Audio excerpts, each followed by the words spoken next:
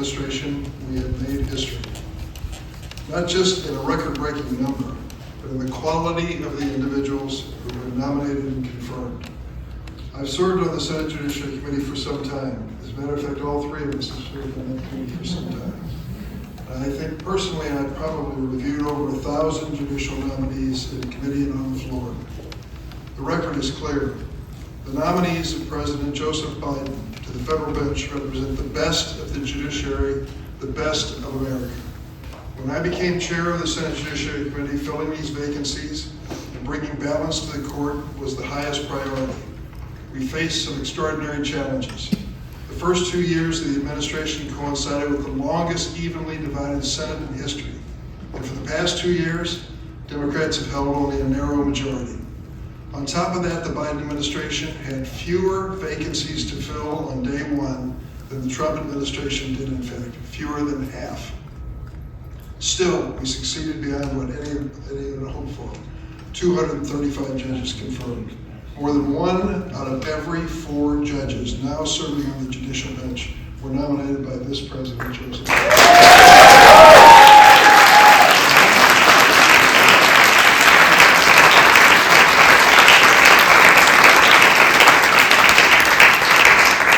Because of the arcane and challenging rules of the Senate Judiciary Committee, the Democratic members had to be literally sitting in their seats when the roll call was taken for each and every nominee, 235 times. And for that and so much more, I give you a second, if you will, to remember the names of those who served so well. Dianne Feinstein, Sheldon Whitehouse, Amy Klobuchar, Chris Coons, Richard Blumenthal, Mazie Hirono, Cory Booker, Alexei Padilla, John Ossoff, Senator Butler, and Senator Welch. They deserve a round of applause.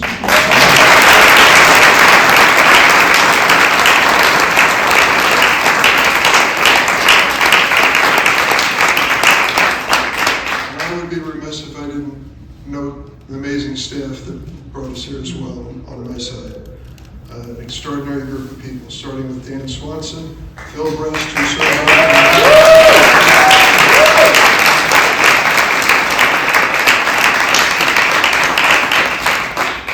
Sarah Bauer, Tony Bach, Stephanie Angel, Jess Clay, Malik Simmons on the whips part on the floor, and of course Joe Zogby, the staff director.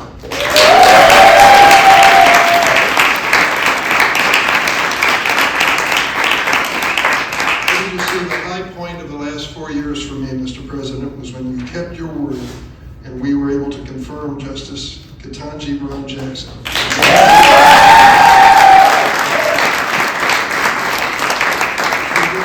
First, you've got to be the best, and she is. Certainly the best by every single measure. You kept your word to nominate her, and we done a great favor to the nation by following through. Let me say in closing this, we are proud of the fact that these nominees have bipartisan support. More than 80% of them received bipartisan support for passing. I also want to thank my friend and colleague of many years, Chuck Schumer. I nagged him, and beat up him, and twisted his arm, and did everything I could to get our nominees on the calendar, and he came through with flying colors. In fact, in the closing weeks of this session, that was really the focus of our activity to make sure that we reach this 235 number. Thanks, Chuck.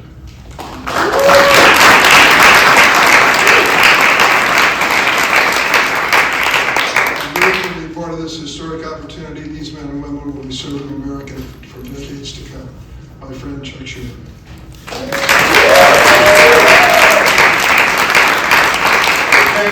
Thank you, everybody. It's a great day, and I thank everyone for being here. First, let me begin by thanking President Biden. We are here today because of your leadership, Mr. President. President Biden working by our side, Senate Democrats have confirmed 235 judges, more than any majority has confirmed in decades. This is historic. We've confirmed more judges than were confirmed under the previous administration, so something no one thought we could do. In fact, we confirm more judges than under any administration going back decades. When people look back at the most consequential accomplishments of the last 4 years, two things will stand out. The legislation we passed between 2021 and 2022, and the historic judges we confirmed to the bench. Now, these are amazing accomplishments. Even more importantly, these judges come just in time. Our democracy faces an uncertain future, and many people are rightly worried. We hear incoming leaders say things about undercutting the well springs of our democracy that make many Americans anxious. The good news is that these judges will be a barrier against attacks on our democratic institutions. At the district level, these judges will have the first and often decisive impact on cases involving voting rights in elections and democracy writ large. Thanks to these judges, it is now far more likely today than it was just a few years ago that these attacks on democracy will be blunted. In short, these judges will be the shield that protects our democracy. So thank you. Thank you, President Biden, for leading the way in strengthening the bench. It couldn't have happened without you. You helped us construct a federal bench that will not only protect our institutions, but also that better reflects on America itself. I want to thank Chairman Durbin for his outstanding work over the last 4 years. He certainly was, as we say in Brooklyn, a nudge. That's a good word.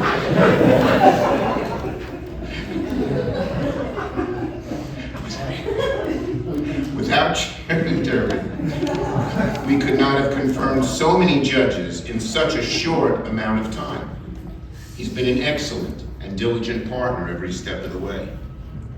I want to thank all of his staff and the judiciary staff and my staff, Evan, who was here, my great counsel, for the great job they have done.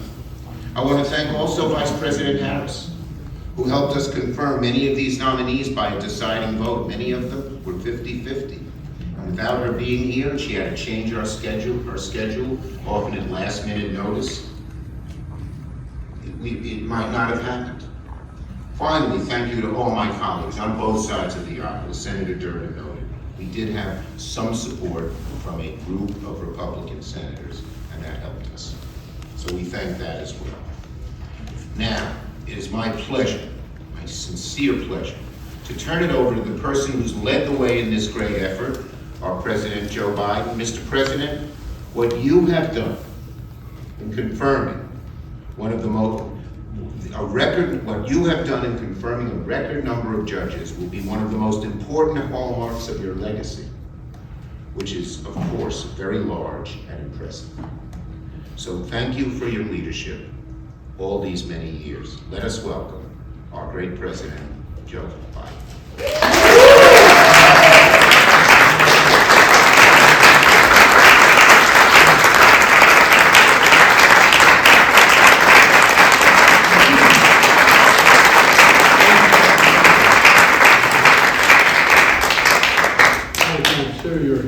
Because I finally showed up.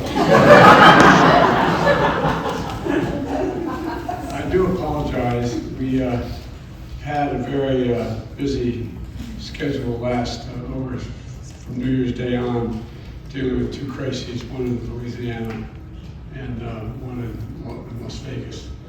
And I've assembled the entire defense and intelligence apparatus of the country. The situation we've been spending a lot of time.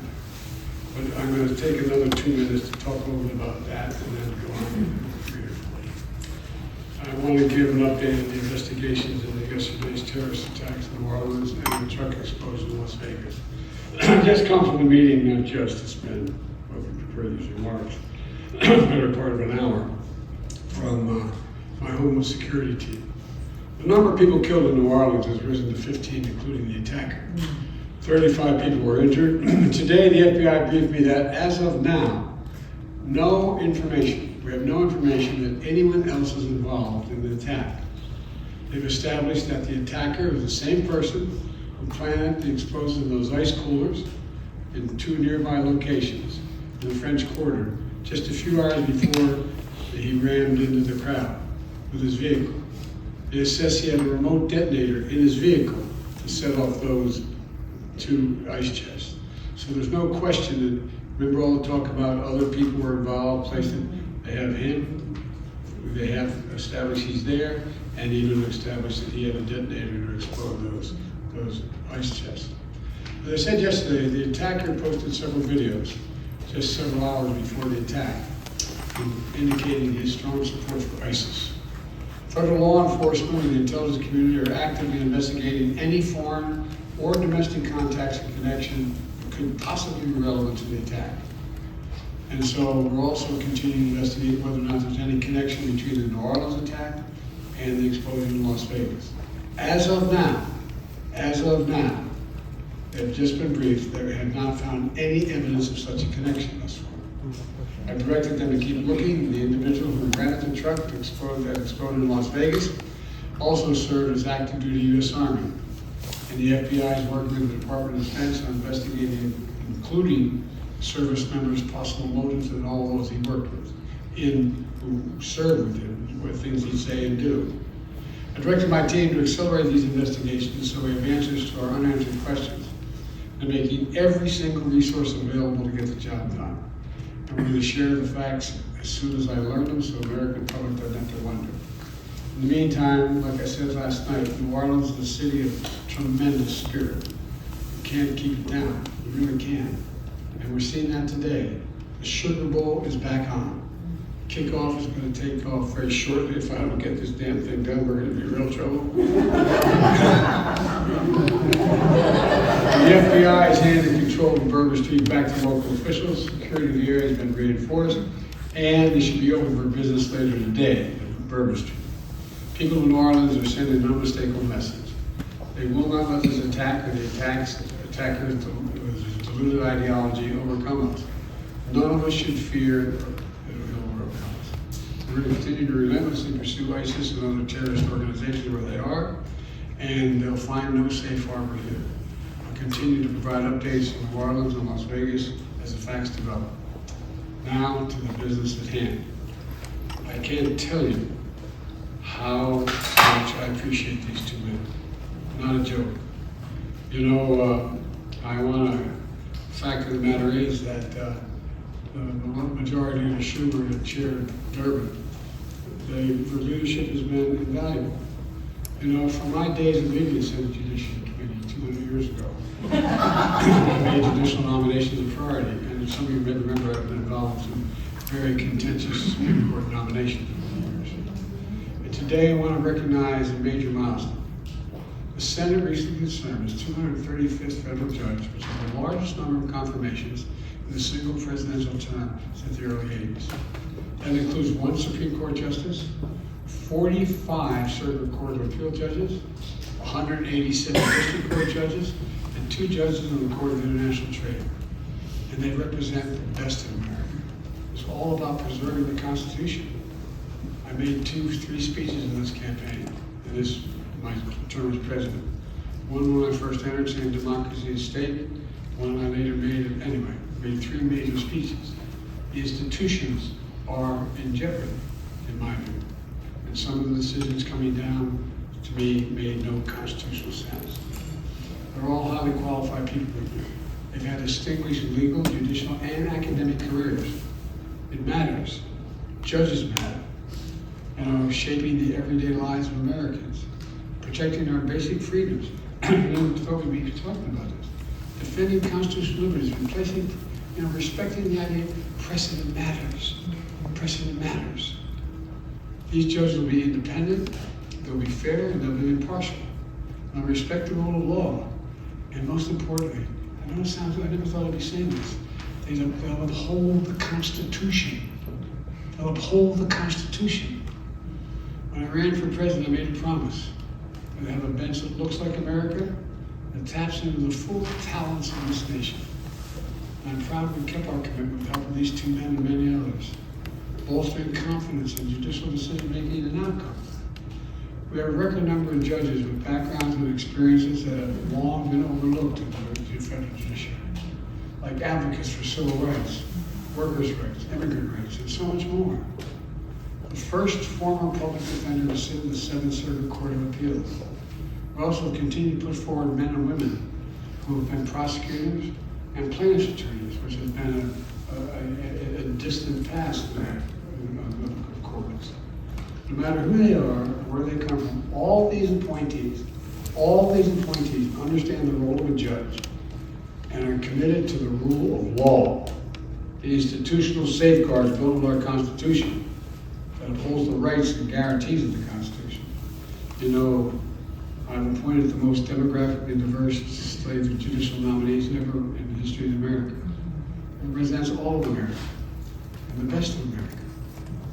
There's numerous historic firsts. First black woman in the United States Supreme Court. I made that promise and we kept it. More black women in the courts of appeals than every other previous administration in American history combined.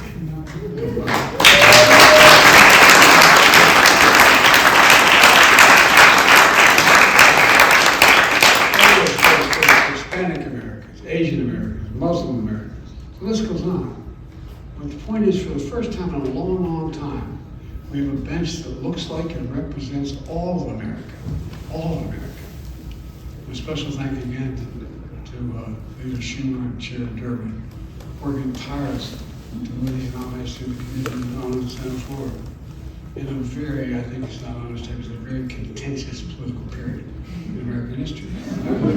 Think about it, one vote majority. I mean, it's amazing what they did. Other senators, Democrats and Republicans alike, worked with my administration to fill vacancies in their states. You know, all these Republican senators, they were sending me Democratic nominees. They were sending Republican nominees.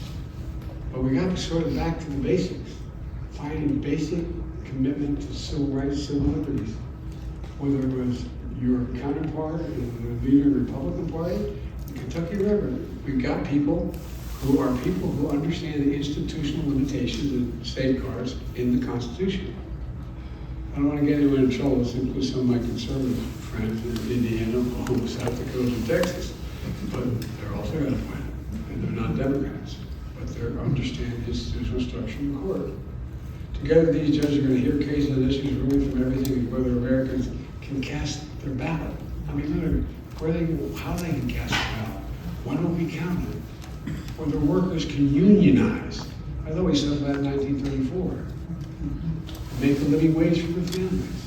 Whether children can breathe clean air and drink clean water and be mandated by the Congress to do so.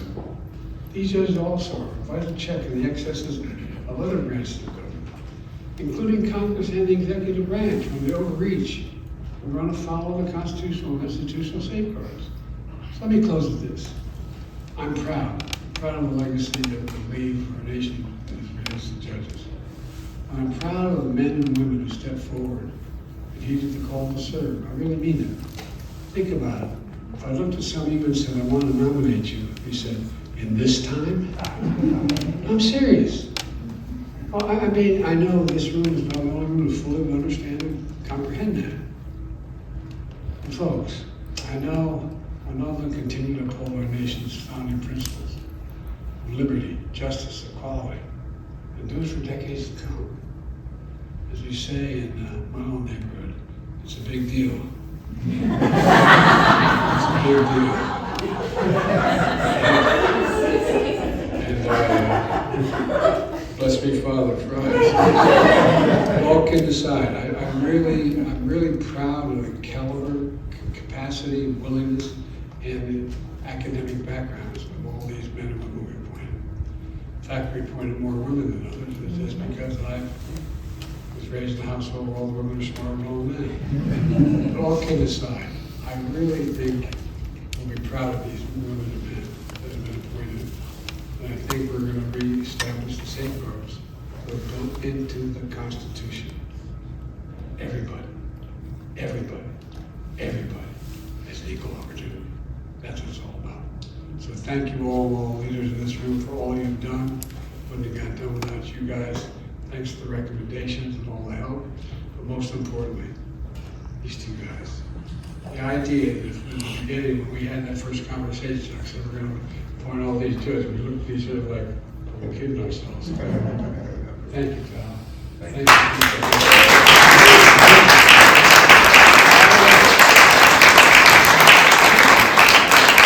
I've ruined his reputation by bragging so much about him. I was hesitant to do it during the election year because it might hurt him, but all kidding aside, every time we get in trouble, I literally ask my staff, I say, Durbin's there.